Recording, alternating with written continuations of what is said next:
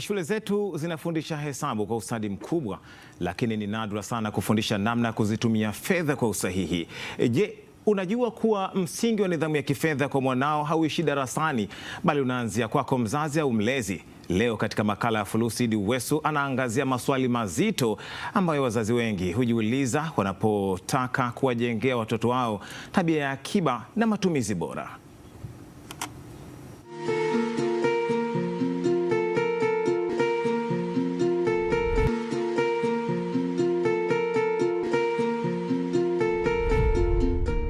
Wazazi wengi hujiuliza, nikimlipa mwanangu kwa kuosha gari yangu ama kulima bustani pale nyumbani kwangu, nitakuwa namfundisha kazi au namfundisha biashara? Ukweli ni kwamba tunataka wajifunze kuwa fedha ni matokeo ya thamani unayotoa.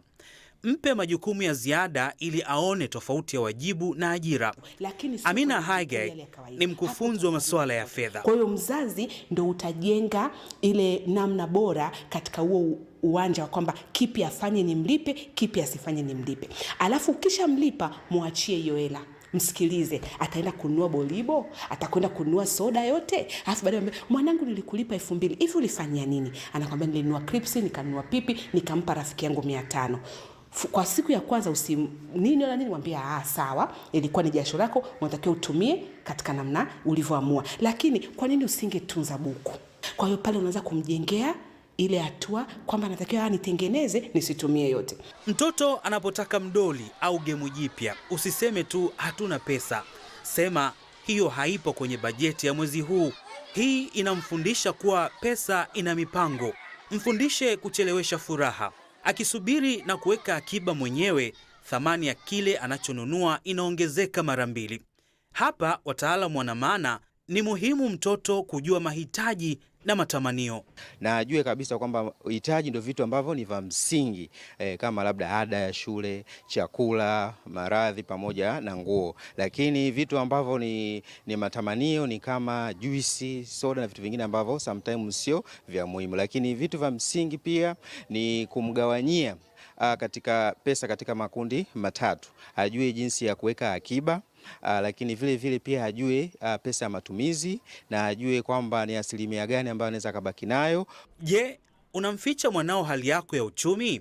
Washirikishe kwenye vikao vya bajeti kwa lugha rahisi na yale ya msingi.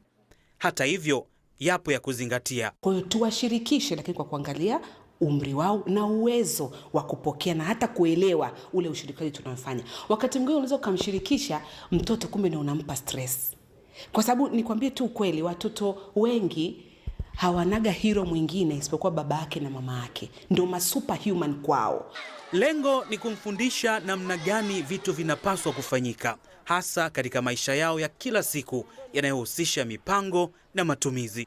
Kila kitu kinabidi kiwekewe mipango kwanza ya kuingiza kipato na baadaye kuja kutumia.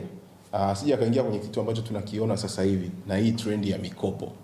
Mikopo imekuwa mikubwa. Of course kuna vitu kama betting, vinaingiza kipato kupitia kodi na vitu kama hivyo, lakini sio mambo mazuri ya kuyategemea. Mbinu hizi zinamsaidia kuunganisha juhudi na matokeo, badala ya kuona pesa kama namba tu kwenye kioo na hupatikana kila anapozitaka.